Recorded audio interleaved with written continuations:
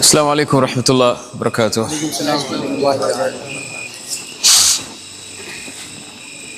அல்லாஹ்வுடைய அருளால் ஒரு சிறந்த ஒரு இடத்துல ஒரு அன்புக்கு மத்தியில் எல்லாம் நம்மளை ஒன்று சேர்க்கக்கூடிய ஒரு வாய்ப்பெல்லாம் நமக்கு கொடுத்துருக்காங்க.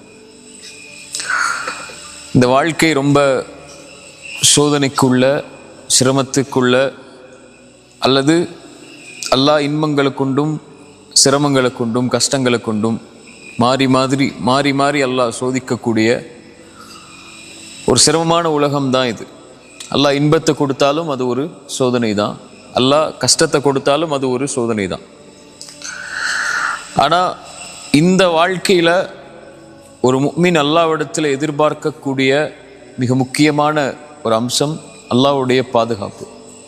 அல்லாஹ்வுடைய பாதுகாப்பு. அல்லாஹ்வுடைய பாதுகாப்பு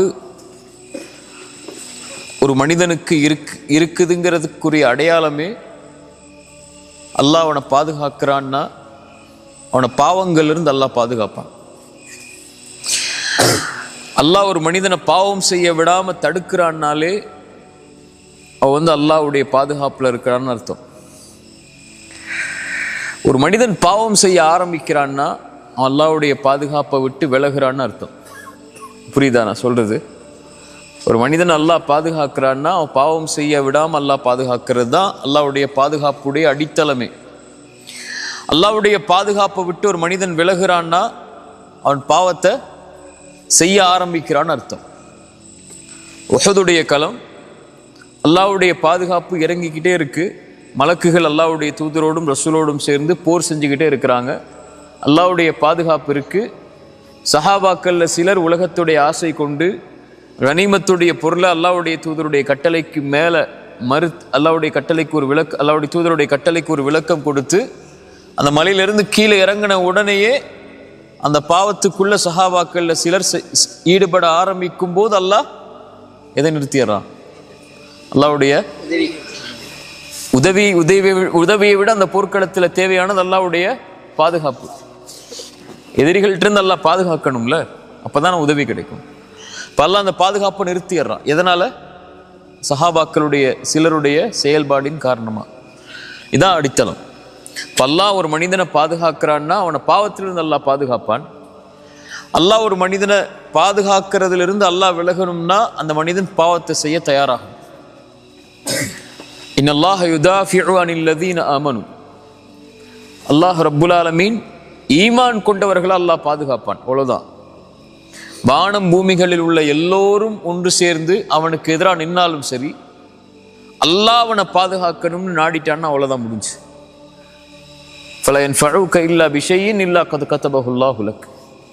மனிதர்கள் ஜின்கள் எல்லாரும் சேர்ந்து ஒரு மனிதனுக்கு நலவை செய்ய நாடினாலும் அல்லாஹ் நாடி இருந்தா மட்டும்தான் அதை செய்ய முடியும். அதான் நம்ம நம்பிக்கை. லா ஹவுல வலா குவத இல்லா பில்லாஹ். எந்த சக்தியும் இல்லை, எந்த ஆற்றலும் இல்லை அல்லாஹ் அதை நாடாமல், அல்லாஹ் விரும்பாமல்.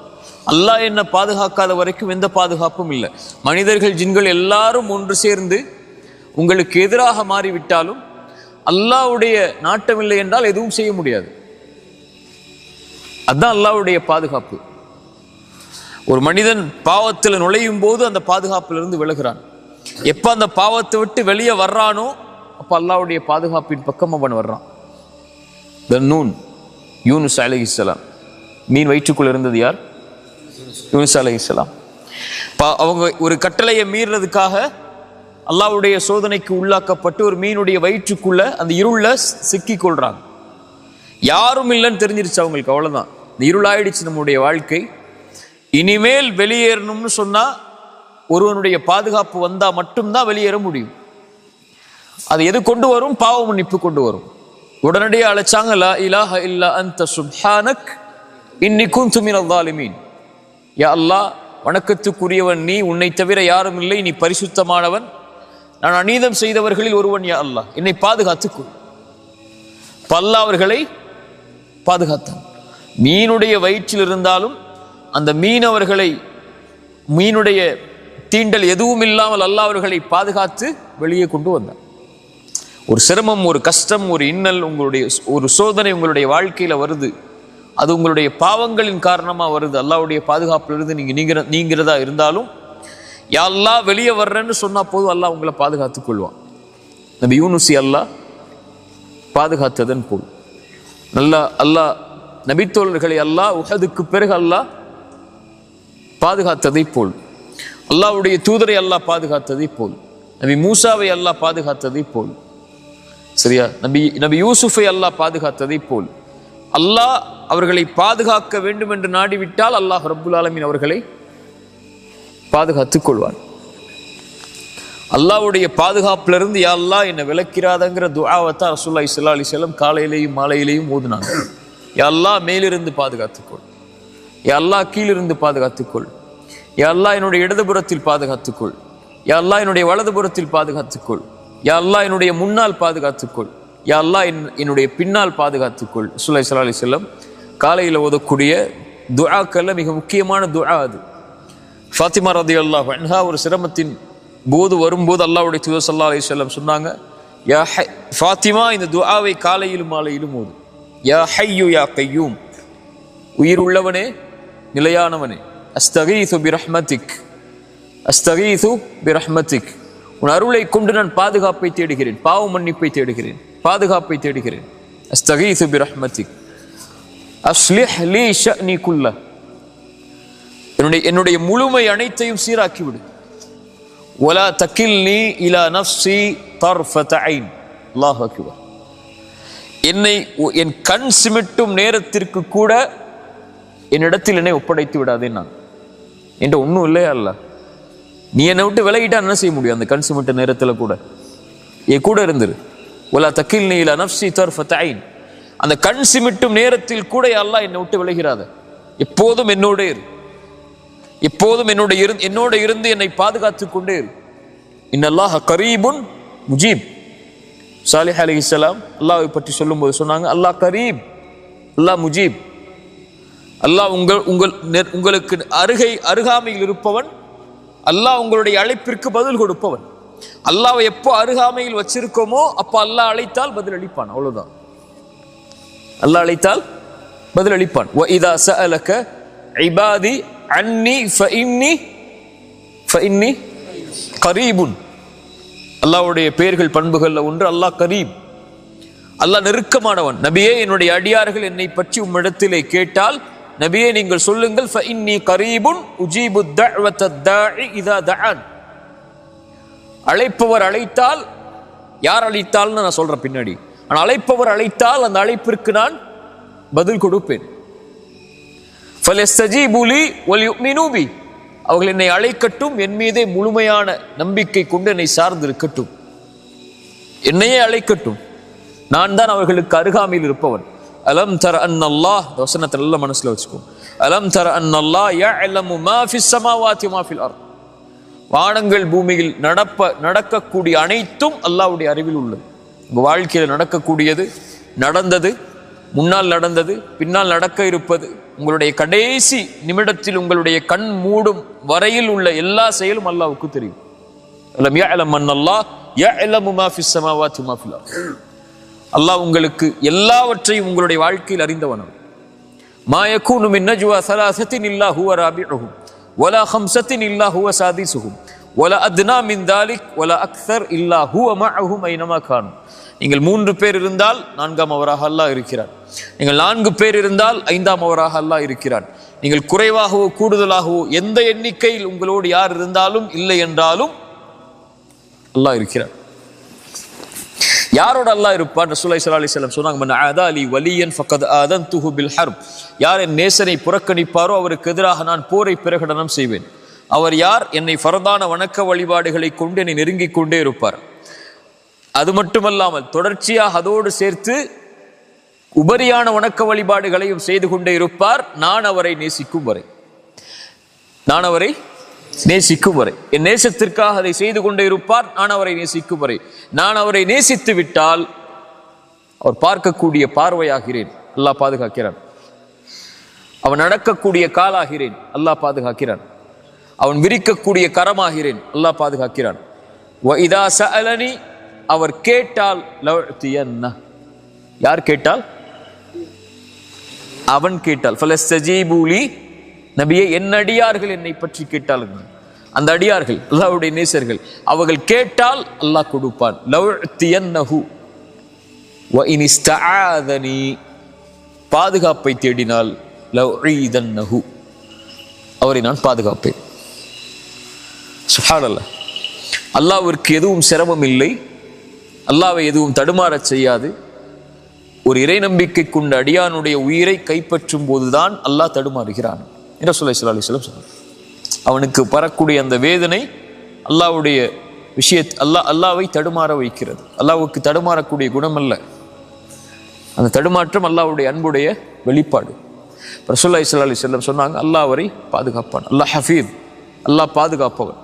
நம்முடைய வாழ்க்கையில் நமக்கு தேவையான மிகப்பெரிய அம்சம், நம்ம சந்திக்கக்கூடிய எல்லா நிகழ்வுகள்லையும் சந்தோஷமா இருந்தாலும் துக்கமா இருந்தாலும் ஒரு முஃமினுக்கு தேவை அல்லாஹ்வுடைய பாதுகாப்பு. அதான் ஸல்லல்லாஹு அலைஹி வஸல்லம் சொன்னாங்க, அஜபல் லி அம்ரில் முஃமின், ஒரு முஃமினுடைய காரியம் என்னை ஆச்சரியப்படுத்துகிறது.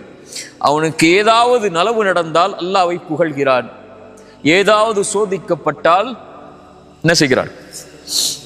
அவன் பொறுமையாகிறான். என்ன பொறுமையாகிறான்? சரி அல்லாஹ் கொடுத்துட்டான், என்ன பண்றது, பொறுமையா இருப்போன்னு இல்லை, இது அல்லாஹ்வுடைய விதி, அதை நான் ஏற்றுக்கொள்கிறேன் என்று பொறுமையாகிறான். அந்த இரண்டும் அவனுக்கு நலவாகிறது என்று ஸல்லல்லாஹு அலைஹி வஸல்லம் அதனால தான் சொன்னாங்க. சரியா? இப்போ இந்த வாழ்க்கை நம்ம எதிர்நோக்கக்கூடிய காலம், நம்ம முன்னாடி இருக்கக்கூடிய இந்த வாழ்க்கை மிக சோதனைக்கும் சிரமங்களுக்கும் இன்னல்களுக்கும் எதிர்ப்புகளுக்கும் எல்லாவற்றுக்கும் உள்ளாகும். இதில் நீங்கள் யாருடைய பாதுகாப்பை எடுத்துக்கொள்ள வேண்டும் என்பது உங்களுடைய கரத்தில் தான் இருக்கு. மனிதர்களாகிய நம்ம இடத்துல எதுவும் இல்லை, இது வெறும் உடல். இதில் இருக்கக்கூடியது தஈஃபன், ரொம்ப பலகீனமான ஒரு சக்தி. அஹ்லிகல் இன்சானு தஈஃபா, இவ்வளவு பலமுள்ள ஒரு மனிதன் நினைச்சு கொண்டு இருக்கக்கூடிய ஒருத்தனுக்கு ஒரு சின்ன ஒரு காய்ச்சல் வந்தா படுத்துறான் இல்லையா? ஒரு சின்ன ஒரு நோய் வந்தா முடங்கிரும். ஒரு சின்ன வலி வந்தால் அந்த வலியுடைய காரணம் உள்ள உறுப்புகளுடைய சோர்வு என்றால் அவ்வளவுதான், அவனுடைய வாழ்க்கை அதோடு முடங்கிரும். அல்லாஹ் அவனை பாதுகாக்கணும். காலையில பாதுகாக்கணும், மாலை பாதுகாக்கணும், இரவுல பாதுகாக்கணும், அவனுடைய உறக்கத்துல பாதுகாக்கணும், அவனுடைய தொழில பாதுகாக்கணும், அவனுடைய கல்வியில பாதுகாக்கணும், செல்வத்துல பாதுகாக்கணும், அவனுடைய குடும்பத்தை பாதுகாக்கணும். இவ்வளவு பாதுகாப்புக்கும் யாரை அவன் அழைக்க வேண்டியிருக்கு? அல்லாஹ்வை அவன் அழைக்க வேண்டியிருக்கு. சரியா? இப்போ அல்லாஹ்வுடைய பாதுகாப்பு அல்லாஹ்விடத்தில் அதிகம் அதிகம் நம்ம கேட்கணும்.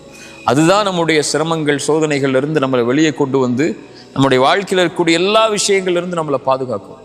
அல்லாஹ்வை நம்மளோட வச்சிருக்காம நம்ம யாரை நம்மளோட வச்சிருந்தாலும் அதுல பிரயோஜனம் இல்லை.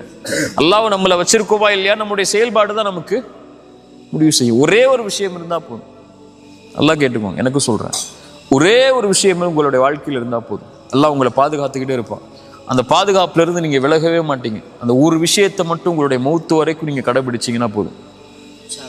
ஃபஜ்ர் தொழுங்க. ரசூலுல்லாஹி ஸல்லல்லாஹு அலைஹி வஸல்லம் சொன்னாங்க, யார் ஃபஜ்ரை தொழுவாரோ அவர் அல்லாஹ்வுடைய பாதுகாப்பில் இருப்பவர். அல்லாஹ்வுடைய பாதுகாப்பில் இருப்பவரை எதுவும் தீண்டாது. ரசூலுல்லாஹ்வுடைய வார்த்தை இல்லையா? இப்போ காலையில எழுந்து அவன் அல்லாஹ்வுக்காக என்ற காலத்தை அந்த குளிருள்ள நேரத்திலையும் வெளிச்சமில்லாத அந்த நேரத்திலையும் நடந்து போய் அல்லாஹ்வுக்காக நிறைவேற்றக்கூடியவருக்கு ரசூலுல்லாஹி ஸல்லல்லாஹு அலைஹி வஸல்லம் சொன்னாங்க, யார் இரவுடைய அந்த இருள்களில் நடந்து கொண்டு பள்ளியை நோக்கி சென்று தொழுகை நிறைவேற்றுவாரோ பின்னூர் இத்தாமி யௌமல் கியாமா, மறுமையில் அவர் வெளிச்சத்தோடு வருவார். அல்லாஹ் அவரை பாதுகாக்கிறான். யார் ஃபஜ்ரை தொழுவாரோ அவரை, அன்றைய தினம் முழுவதும் அவர் அல்லாஹ்வுடைய பாதுகாப்பில் இருப்பவர். அல்லாஹ்வுடைய பாதுகாப்பில் இருப்பவரை யாரும் எதுவும் அவரை செய்யாது. சோதனை வந்தா கூட அவருக்கு பெருசா தெரியாது. அந்த சோதனை அல்ஹம்துலில்லாஹ் அல்லாஹ் என்ன சோதிக்கிறான்னு நினைச்சிட்டு போயிடுவார். குறை சொல்ல மாட்டார், கை சேதப்பட மாட்டார், என்னடா வாழ்க்கைன்னு சொல்ல மாட்டார். அல்லாஹ் என்ன சோதிக்கிறான் அப்படின்னு சொல்லி அவர் அல்லாஹ்வுடைய விஷயத்தை பொருந்திக் கொள்வார். அஜபல் லி அம்ரில் முஃமின், அவருக்கு அதுவும் நலவா இருக்கும். அல்லாஹ் அவருக்கு அவர் சந்திக்கக்கூடிய சோதனையை விட சிறந்த ஒன்றை அல்லாஹ் கொடுத்துருவான். அல்லாஹ்வுடைய பாதுகாப்புல இருக்கிறவருக்கு நலவு வந்தாலும் அல்ஹம்துலில்லாஹ் அல்லாஹ் என்னை பாதுகாத்து இதை கொடுத்திருக்கிறான்னு சொல்லுவான். சரியா? அல்லாஹ்வுடைய பாதுகாப்புங்கிறது மிக முக்கியமானது. அதான் எனக்கும் உங்களுக்கும் நான் சொல்றது, அல்லாஹ்வுடைய பாதுகாப்பை கேட்டுக்கிட்டே இருக்கணும். அல்லாஹ்ட்ட யா அல்லாஹ் என்னை பாதுகாத்துரு. ரசூலுல்லாஹி ஸல்லல்லாஹு அலைஹி வஸல்லம் ஃபாத்திமா அவங்களுக்கு சொன்ன துஆ தான், மறுபடியும் சொல்றேன், யா அல்லாஹ் என்னை விட்டுறாத, என்னுடைய இடத்துல என்னை விட்டுட்டு போயிடாத யா அல்லாஹ், என் கண் சிமிட்டுற நேரத்தில் கூட நான் விட்டுறாத, என் கூடவே இரு அப்படின்னு அல்லாஹ் இடத்துல கேட்டுக்கிட்டே இருக்கணும். அல்லாஹ் நம்மளை பாதுகாத்தான்னா நம்ம இந்த உலக வாழ்வு முழுவதும் பாதுகாக்கப்படுவோம். அல்லாஹ் நம்மளை பாதுகாத்தானா நம்முடைய மரண நேரம் பாதுகாக்கப்படும். அல்லாஹ் நம்மளை பாதுகாத்தானா கபருடைய அந்த நிலைமை பாதுகாக்கப்படும். அல்லாஹ் நம்மளை பாதுகாத்தானா மஹ்ஷர்ல எழுப்பப்படும் போது பாதுகாக்கப்படுவோம்.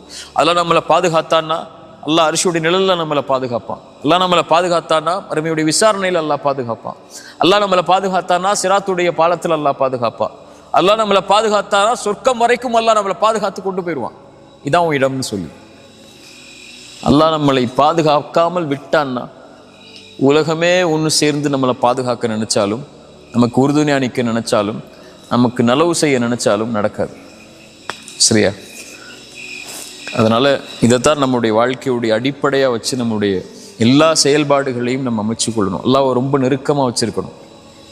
அல்லாஹ்வுடைய அந்த பலம், அல்லாஹ்வுடைய அந்த பாதுகாப்பு, அல்லாஹ்வுடைய அந்த சக்தி அசைக்க முடியாத ஒன்று. அதை உணர்ந்துட்டோம்னு சொன்னா, அது மேல நம்ம அதை சார்ந்து இருந்துட்டோம்னு சொன்னா, அது மேல நம்பிக்கை வச்சிட்டோம்னு சொன்னா அவ்வளவுதான். மூசாவுக்கு ஒரு கைத்தடி தான், யூனுஸுக்கு ஒரு பிரார்த்தனை தான், நூஹ் அலைஹிஸ்ஸலாமுக்கு ஒரு மலை தான். சரியா? நபி ஈசாவுக்கு அந்த சோதனையிலிருந்து அவங்க தங்களை பாதுகாக்க நினைச்ச பிரார்த்தனை தான். ரசூலுல்லாஹ்வுடைய ஒவ்வொரு நிலைமையும் நம்முடைய வாழ்க்கை ரசூலுல்லாஹ்வுடைய சீரால அல்லாஹ் அவர்களை பாதுகாத்த நிகழ்வுகள், அல்லாஹ் அவர்களை அழைத்த காரணத்தால் தான். புரியுதா? அல்லாஹ் ஹஃபீத், அல்லாஹ் பாதுகாப்பவன். அல்லாஹ் கரீப், அல்லாஹ் நம்மளோட நெருக்கமா இருக்கிறவன். அல்லாஹ் முஜீப், நம்ம பாதுகாப்புல இருக்கக்கூடியவர்கள் அழைத்தால் அல்லாஹ் பதில் அளிக்கக்கூடியவன், அல்லாஹ் பாதுகாக்கக்கூடியவன். அல்லாஹ்வுடைய நேசர்களா மாறுறதுக்குரிய வழிபாடுகள், வழிமுறைகளையும் செயல்பாடுகளையும் வணக்க வழிபாட்டின் மூலமா செஞ்சு அல்லாஹ்வுடைய பாதுகாப்பை பெற்றுட்டோம்னா அதுக்கு பிறகு இந்த உலகத்துல பெறுறதுக்கு எதுவும் இல்லை. அல்லாஹ் பார்த்துப்பா மீதி விஷயங்களை. சரியா? ஜஸாக்கமுல்லாஹ் ஹைர். அல்லாஹ் ரப்புல் ஆலமீன் உன்னுடைய பாதுகாப்பையும் உன்னுடைய அரவணைப்பையும் நம்முடைய எல்லா சோதனைகளையும் சிரமங்களையும் எல்லாம் நமக்கு தரணும். அறிவுரை எனக்கும் உங்களுக்கும் அறிவுரை ஆக்கிக் கொள்றேன். ஜஸாக்கமுல்லாஹ் ஹைர். 2 விஷயம் அல்லாஹ்வுடைய பாதுகாப்பு விஷயத்தினால சொல்றேன். 2 விஷயம் உங்க வாழ்க்கையில் இருந்துச்சுன்னா அல்லாஹ் உங்களை பாதுகாத்துக்கிட்டே இருப்பான். முக்கியமான அறிவுரையை எடுத்துக்கோங்க. இதை இந்த ஒட்டுமொத்த இந்த அமர்வுகளையும் எனக்கும் உங்களுக்கும் நான் சொல்லக்கூடிய மிக முக்கியமான அறிவுரையில் இது ஒன்று. 2 விஷயம் உங்கள் வாழ்க்கையில் இருந்துச்சுன்னா அல்லாஹ் உங்களை எல்லா இடத்துலையும் பாதுகாப்பான். 1, குர்ஆனை காலையிலையும் மாலையிலையும் ஓதுங்க. ஒரு பக்கமாவது, அதில் 5 ஆயத்தாவது குர்ஆனை திறந்து, மொழியாக்கம் தெரியலனாலும் கூட பிரச்சனை இல்லை, குர்ஆனை திறந்து காலையில் ஒரு 2 நிமிஷம் ஒதுக்கி ஒரு 5 ஆயத்தை ஓதுங்க. உங்களுக்கு அவ்வளோ வேலை இருந்துச்சுன்னா அதுக்கு மேலே ஓத முடியாத அளவுக்கு, அல்லது இரவு தூங்கும் போதோ மாலையிலையோ 5 ஆயத்து குர்ஆனை ஓதுங்க. 5 ஆயத்துங்கிறது 5 ஆயத்தை தான் ஓதணும்னு நான் சொல்லலை. அவ்வளோ அதை விட உங்களுக்கு நேரம் இல்லை அப்படிங்கிற பட்சத்தில் சொல்கிறேன். குறைஞ்சபட்சம் உங்களுக்கு தாய் தந்தை உயிரோடு இருந்தால் ஒவ்வொரு நாளும் அவங்கள்ட்ட பேசுங்க கண்ணியமான முறையில். இந்த 2 நீங்கள் செஞ்சீங்கன்னா அல்லாஹ்வுடைய பாதுகாப்புலேருந்து நீங்கள் விலகவே மாட்டீங்க. 2 விஷயம் சொன்னேன். முதல் விஷயம், குர்ஆனை காலையிலையும் மாலையிலையும் குறைஞ்சபட்சம், அல்லது மாலையில்னா கூட பரவாயில்ல, ஒரு நாளைக்கு ஒரு முறை, அந்த நாள் உங்களுக்கு இருக்கக்கூடாது குர்ஆனை தொடாத நாள் அப்படின்னு உங்கள் வாழ்க்கையில் இனிமேல் அந்த ஒரு நீங்கள் மனப்பாடம் பண்ணி வச்ச அதை ஓதுற அப்படின்னு இல்லை, குர்ஆனை திறந்து அதை ஓப்பன் பண்ணி அதை ஓதுற பழக்கத்தை கொண்டு வாங்க. ஒரு நாளைக்கு ஒரு நாள் அந்த புக்கை நெருக்கமாக்குங்க. 2வது, உங்கள் தாய் தந்தை உயிரோடு இருந்தால் அவங்கள்ட்ட கண்ணியமான முறையில் ஒரு நாள் பேசுங்க. அந்த நாள் அவர்கள் இல்லாத நாள் அவங்க வாழ்க்கையில் இருக்கக்கூடாது. அவங்களோட நீங்கள் தொடர்பில் இல்லாத ஒரு நாள் உங்கள் லைஃப்லையோ, அல்லது குர்ஆனோட நீங்கள் பேசின, அல்லது குர்ஆனை உங்களுடைய நாவில் பேச வைக்காத ஒரு நாளோ, அல்லாஹ்வுடைய வார்த்தையை உங்கள் நாவு உச்சரிக்காத ஒரு நாளோ, தாய் தந்தையுடைய உரையாடல் உங்கள் நாவில் இல்லாத ஒரு நாளோ உங்கள் வாழ்க்கையில் இல்லாமல் நீங்கள் ஆக்குனீங்கன்னா ஒவ்வொரு நாளும் அல்லாஹ்வுடைய பாதுகாப்பிலே தான் இருப்பீங்க.